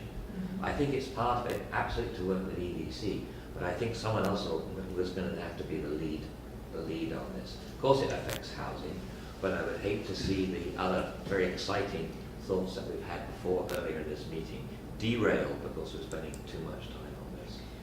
I think other people are going to have to come to the party, so to speak, and show leadership as well, because you've only got so much time. I think that's a really important point. And one of the things that I think was surprising about Josie Osborne's presentation was they went into stricter regulation of their short-term rentals with the expectation that it would have an impact on the long-term rental market. It did not. And I don't know if that's unique to Tofino or whether that's just what happens. You tighten it up, and what you've done is you tighten it up. And it's been good for the short-term rentals, but it hasn't helped people find alternative long-term accommodation. And the other thing that's on my radar, so I appreciate that, and it's not that, I'm certainly not gonna be heading up every single one of these things that we're talking about. And so, yeah, let's get them up there, let's prioritize them. I appreciate that comment, Michael, of that, we can't do anything and everything. But at least it'd be nice if we were part of it. No, we have to be. We have to be part of it. And the other thing that's just as a sidebar on this short-term rental thing is, there is this idea of a tax, right? This, I always get MDRT, the municipal something tax that can be charged on short-term rentals. And now the government has changed legislation, so it can go, instead of into tourism only, it is available to go into affordable housing initiatives, and we have the affordable housing funds established. So that's also where I'd like to see potentially, and that's a very self-serving one, to make sure that we can, and this community hopefully, that we can start to get some money into the Housing Reserve Fund to benefit that. It's happening, tourism's happening, short-term rentals are happening. Let's tax it and put some money so that we can, if it doesn't in fact free up a bunch of long-term rentals, which it might do some, but I don't anticipate a big change, but then it can at least help fund the creation of some new ones. Yeah. Okay, so let's not dwell on that one too much. So short-term rentals, I think for the overall objective would be like a working group / report, and let's liaise with the EDC and see who's taking the lead. And maybe it's the EDC taking the lead and it's us as a liaison with them, but let's kind of... What do you want out of it? Oh, that's a good question. Yeah, I would... strategic action is Okay. the report. And Yeah, okay. I guess it's updated I think an bylaws updated to bylaw cover that Bowen addresses, Island in this regard. that actually addresses the current situation on Bowen and what's best for I'm it. afraid that's not good enough. That's a rubber stamp, and that's the last thing we want to be connected with. What Okay. I'd offer perhaps instead is the graph of how it's changed So 5 years ago, short-term rentals, if it's possible, we can get information, but if there's a website that can analyse the websites, just show the growth of short-term rentals from the last assessment we had of, is it 2015, which showed, was it 260, 270 rental units on the island. What's it now? I mean, there's going to be... But I mean, I think we could do that pretty simply. I think that Yeah. could be an action to do some data collection and stats. But I mean, the overall overarching goal for me is, I think, to get some sort of bylaw that addresses what's actually happening now. And it's happening, you know, in this gray area. We don't And enforce the B&B bylaws. No, I mean, I think Tanya's point is that we can create a bylaw enforcement, but I still think that the bylaw is a building block we're going to have to put in place. To Tanya's other point, Yeah. the data information we get will give us present day information. I do not think it's able to take, here's where you are now, because it's monitoring all these platforms to where we were. I don't think it can do that. But the depth of the problem for the working person on Bowen Island is if it was 270 units available 3 years ago, and now it's down to 170 units are on Airbnb. But again, it's so hard for us, I don't know, Maureen, did you want to jump in? It's so hard for us to know what the results are, and based on Tofino's experience, they saw very few after regulations. I'm not suggesting regulation will change it. It's not from that direction. What It's direction one, are you suggesting? I'm wanting to show how large the problem is, so then more action has to be done. Okay, you're conflating a couple of things here. The 260, 270 figure that you're using relates to the number of rental units on the island under census data. It does not relate to the number of units that are rented through Airbnb. What Michael is talking about is a program called Host Compliance, which surveys all of the online short-term rentals that are available. So there are two different things going on here. The business of getting updated stats on the number of rental units, that we can get from a different source. The longitudinal information about Airbnb, we can't get that unless we start building it. So the task for council would be to make a decision to sign on to the host compliance at a cost of $5,000 a year to get the data that we need in order to be able to say anything sensible about the extent of the short-term rentals on the island. And I would hope that could be, and maybe it's direct and you guys just make that motion to do it without us, but I would hope that had we, if we get a working group, we do a bit of work, that would have been one of the recommendations, is that we recommend that council, We sign might on be- to this. We So- might be able to move that. But you might jump, yeah. Because we jump are that so fast. desperately short, and so is everybody else I've just been talking to in the last 3 days. They just don't have the information, the data. And I think it will probably, I can't speak for everybody on council, but it seems logical, and I think we need that information, because otherwise the wheels just keep Yeah. turning, and Yeah. we need to get some traction. So I think let's move on. We've got about half an hour left. We've got a few more categories. So if we can leave, I don't think that's fully resolved, but if we can leave that as a topic of short-term rentals, and we know that there's some sort of overall objective to be done, and let's maybe the action item to be to discuss it with the EDC and see what they're up to and where we want to see The that. thing that came up in that discussion that relates to the financial tools is potential introduction of the MRDT, the municipal and regional district tax, to feed into affordable housing. The amounts are not inconsiderable. Oh, sorry. The amounts are not inconsiderable. Yeah. Michael, is there capability or any appetite at Islands Trust? Can Islands Trust become a member of the host research site? Split the $5,000? Well, I raised this. We'll finally get the benefit from them, I'm just thinking. No. Yeah, I know. I take your point, Steve.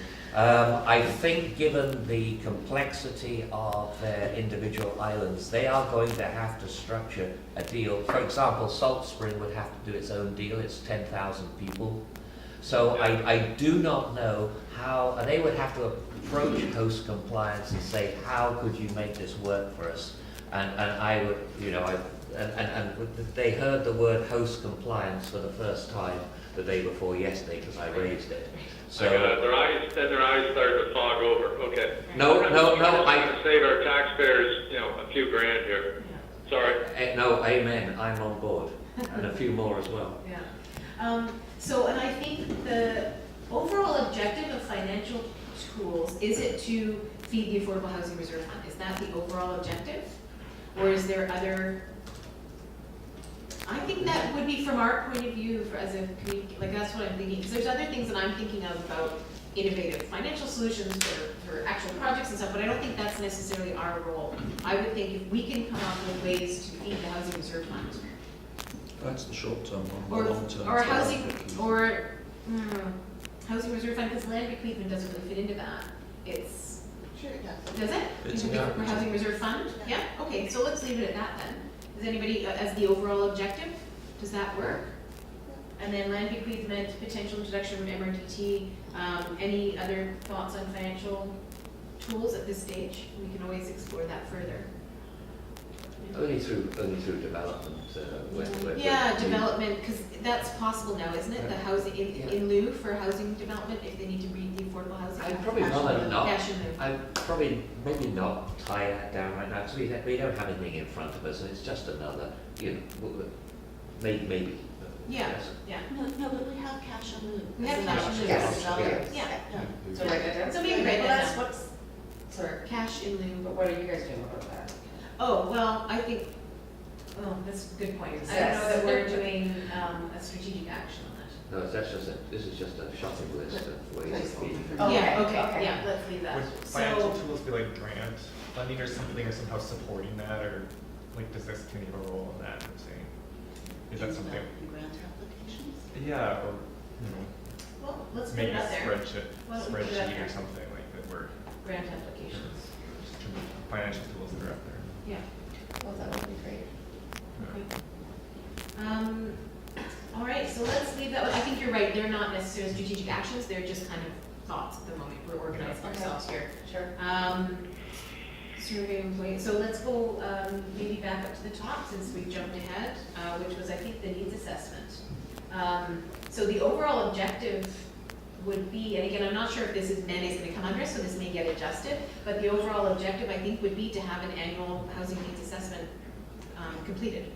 Is there another provincial template? Yes. Maureen, I know you Well- mentioned the fact there may be a provincial or cross municipalities template for this, and they're all Yes.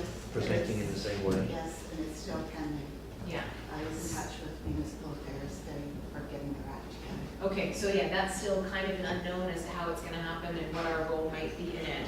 But I think under that is the work that we've been doing and that Allison's done, is reaching out. One of our strategic actions is like reaching out to get, because I sort of also feel until we see that, I think we as a committee and as a community might need more information than they're gonna ask for. They might be asking for kind of high level, and so I think we still need to do, we might need to bow and eyes, this needs assessment and go a little deeper.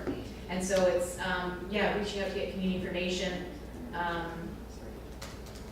and it might be identifying, and maybe it's simply one of our strategic actions is identifying, what more specific Bowen information we need, which I think will come through the matrix exercise as well. Yeah. Okay, anything else on that? And I think, it's just, maybe just as an action is, how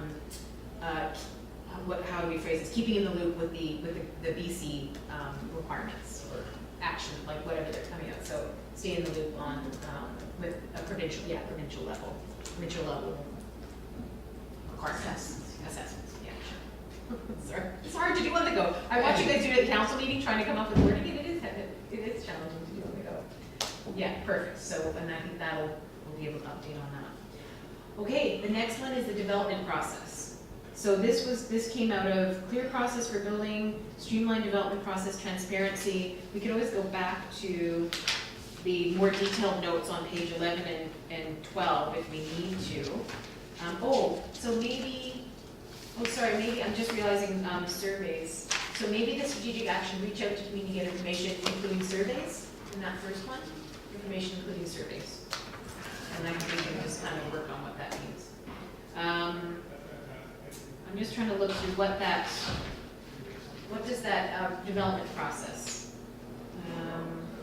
There were two things that we talked about. One was Daniel's point about leadership, Okay, and the other was the actual on-the-ground planning and development process, the streamlining. streamlining the and actual simplifying. development process? I think the RFPs fit in there. And the Yes, RFPs? I think the subject matter we talked about earlier, Yeah. the invitation to the party, if you Yeah. want, Yeah, okay, to use Steve's RFPs, yeah, analogy. we'll include that in there.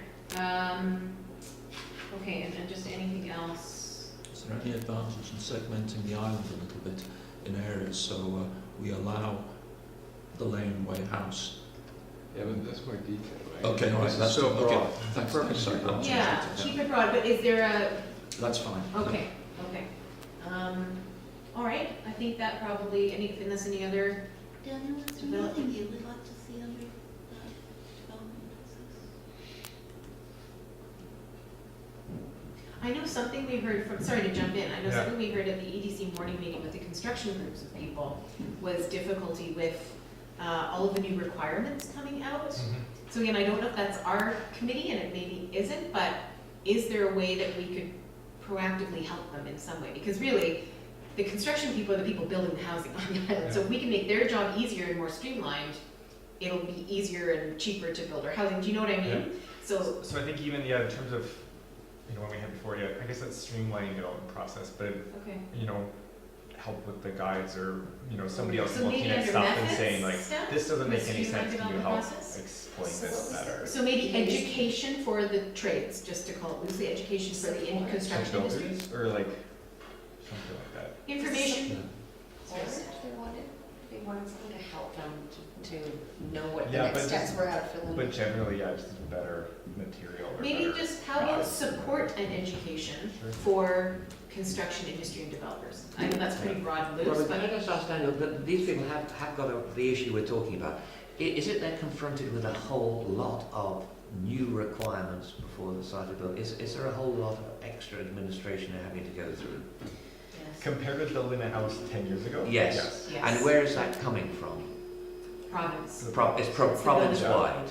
It's the Pro- building. the stuff they're talking about, yeah, it is building code, is HBO, This is- yeah. This is so what they're having to cope with is additional province-wide demands, not Bowen-wide demands, but And province-wide. I would say, yeah, to some extent too, it's that some of the stuff that has been implemented by the province is now recently being implemented by Bowman. Which it does vary hugely between municipalities.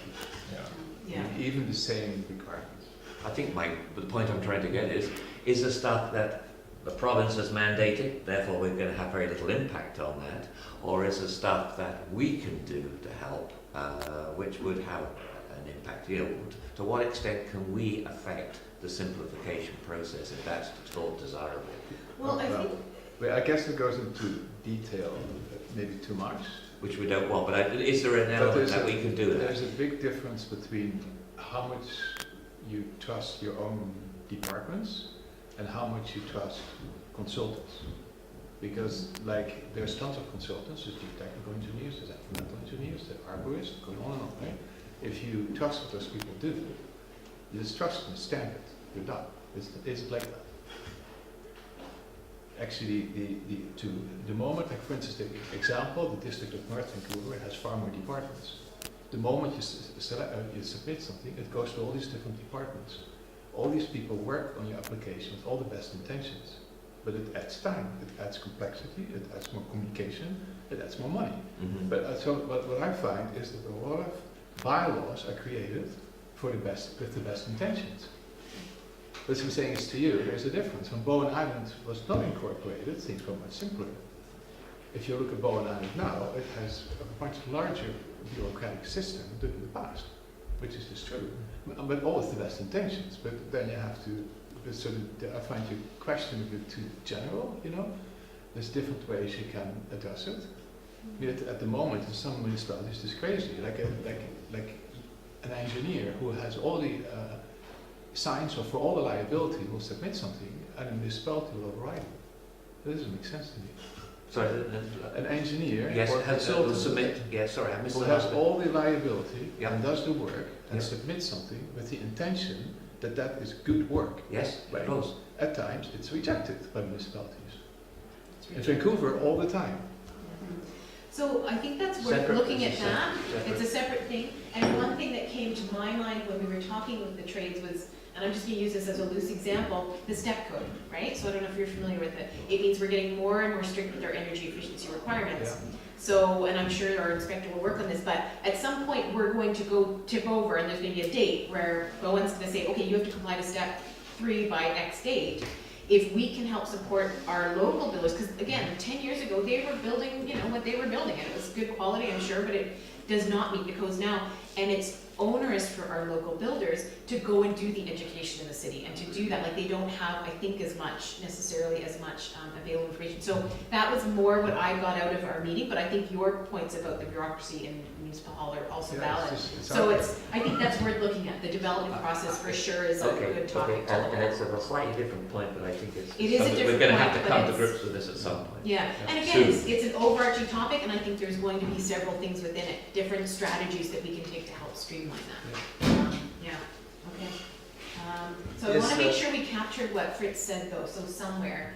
Streamline development process, support and education for trades, maybe it's comma, review of process at municipal hall, and I know there was like a committee that was structured. No, I don't But- specifically, you know, I don't want to criticize the municipal hall, it was not really No, intent, no, but it's, I'm just saying is that, like I give you one example, there will be as many people that say that we have high environmental requirements, right? And so the idea is that you're gonna have all these requirements at the same time. The reality is, you know, that in the step code, now every house needs an energy advisor.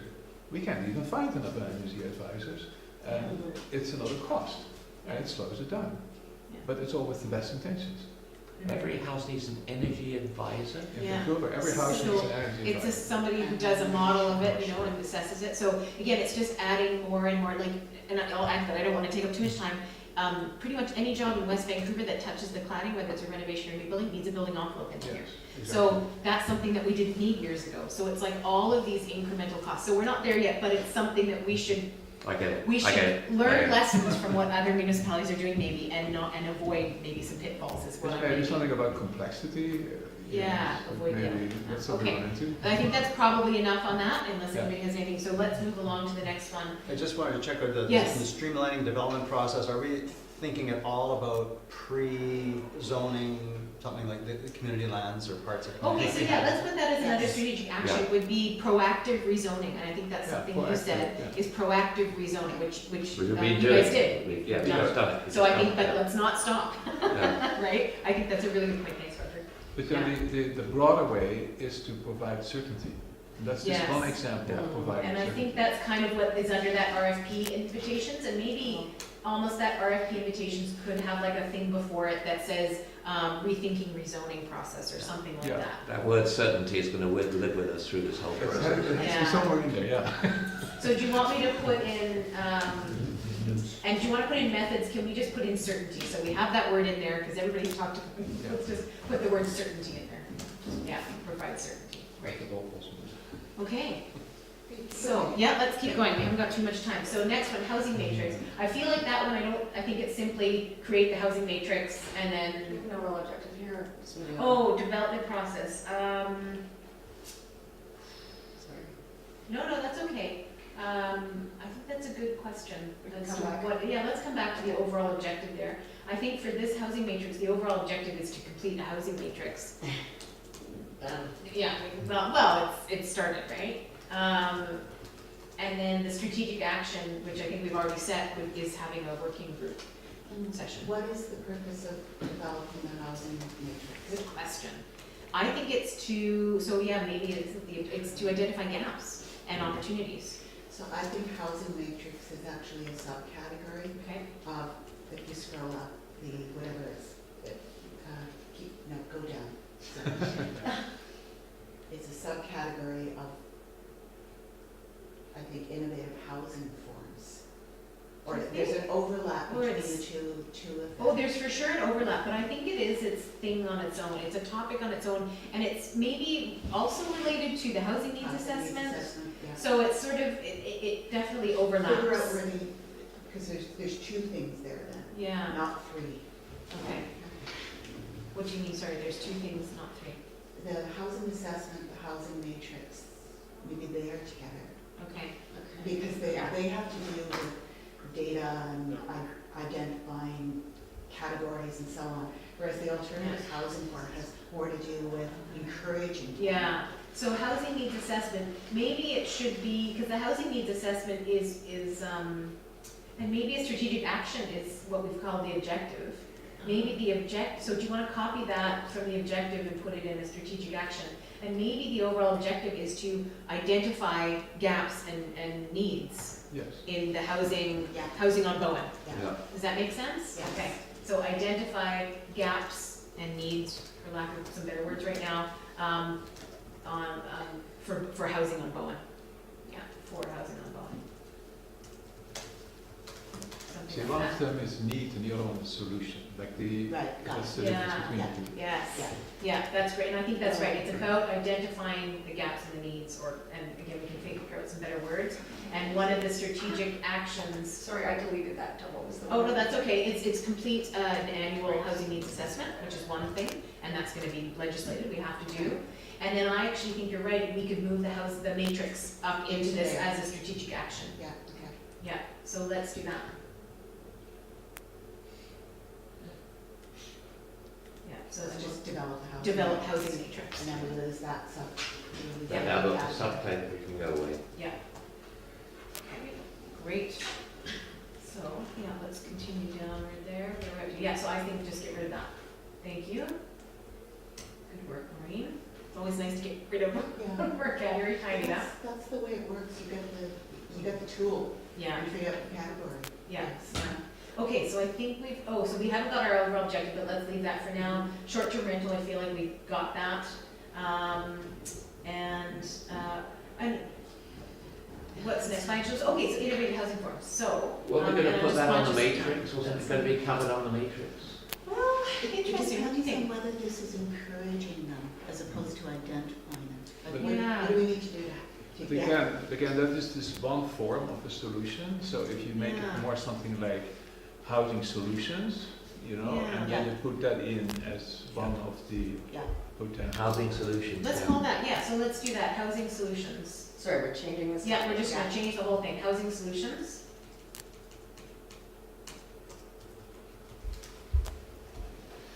And then I think And one then- strategic action would be, identifying innovative housing, forms, or something like that, something along those lines. Or maybe identify isn't the right way, maybe it's encourage. Well, it will be, I think that will fall into place somehow when you do the workshop, but I think the key is that it's housing But solutions. it's housing solutions, okay. And the overall objective would be to encourage, maybe the overall objective is to encourage innovative housing solutions on Bowen, like that's our objective.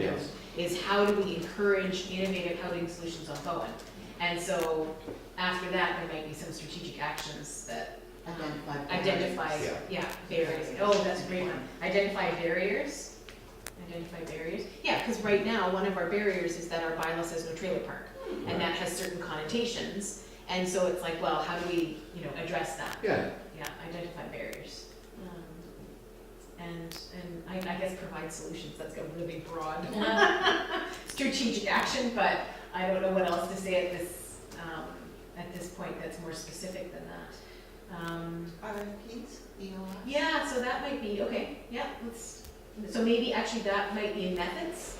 Yeah. Yeah, I think so. Yeah, but you add the next row, sure. But under provide solutions, under methods would be RFPs, EOIs. But I think that there will be a ton of things that go in there. So Yeah. if we Yeah. just get the main framework, Yeah, that's all we need to do now. okay, great. So considering our time, we've only got about 7 minutes left. I think we've got, bylaw issues. Okay, so, I would think it sits where we just were, that's in, yeah. well, okay, if you have barriers in general as a separate category, fair enough. yeah, But so bylaw issues are a barrier, You know, so then is it really a solution or not? Yeah, You and can so it either does, say you have housing solutions, which are more like what do you do on the ground, right? yeah, As separate, and then you can have barriers. I would change bylaw issues to barriers. And then, because before you have solutions, you need to know what your barriers are, right? So and then one of the barriers is bylaws. so, I guess what we need to think of as far as topics go, and does it make sense, I don't know about the topics, do the topics translate into working groups Just that fairly I think directly or not? Yeah, I think the bylaw, I think it just has to say barriers in general. I was just waiting for consensus. Oh, Yeah, that's okay. what I'm just trying to figure out, is, Right. and again, this is the work that we're trying to do, is what is the topic, this, and where do these each ones, because what we talked about for bylaw issues was, what was the bylaw issues one? But you have barrier and a solution are two different things. Like for instance, you can identify that some bylaws are a barrier. That doesn't mean you have the solution. The solution Yeah. is how you change it. So in my mind, So, identifying barriers separately is useful. so identify barriers and then housing solutions, so I'd take identify barriers out of the housing solutions. So one is a topic that's identifying the barriers and the road stops, what's making it Exactly. challenging, and then a whole separate topic is how to address those and what are the different Yeah. solutions. And I know they'll work together, but I think that makes sense to Yeah. identify them, and I'm almost just like, we don't do it right now, but I put the barriers first, I want the solutions. Yeah, exactly. I Right? feel like this, when we can work on this, it's not fitting this template, and that's fine. Okay. Right? Yeah, it's not quite there, but, yeah, so I think just given, we've only got 5 minutes left, so, I think we've done really great work, we've got there, I think we've identified possibly one working group on their, short-term rentals. I don't think in like 5 minutes we're going to necessarily get to more working groups, but I feel like we have enough on our plate, given the other things we've got going on. We're gonna have a working session in a couple weeks on the matrix, so let's revisit, like, come back to this, refine this, maybe we'll tidy it up between you and I, we'll sort of come up with a format, and where we're missing some, I'll maybe try and put it in there and then ask you guys to revise it. Talking about missing some of our partners, you're going to have to add Tourism Bowen. Oh, yeah, from the, absolutely, I think there's gonna be more, I think you're Yeah. right, there's gonna be more, there's gonna be, I think there's an accommodation provider group, there'll be some engagement, I think, for sure, with that group, and it might be, I'm just thinking, we'll talk about it at EDC. So, yeah, let's take this away, we're gonna have our session on the 26th, and I think there's a few action items going around, and I think that's probably enough, and hopefully, at our next meeting, we'll have a somewhat refined draft of this that maybe we can finalize together. Yeah, does that sound good? So yeah, if Sounds you great. are able to update this, if you can send it out with the minutes, I don't know if that's too onerous, and then everybody can kind of reflect on it, but otherwise, we'll work on it and we'll send it out separately. Yeah, I don't want it to hold up the minutes, is what I'm getting at. Yeah. Okay, few minutes left, does anybody? December 7th then, is that? Oh, is that our next meeting?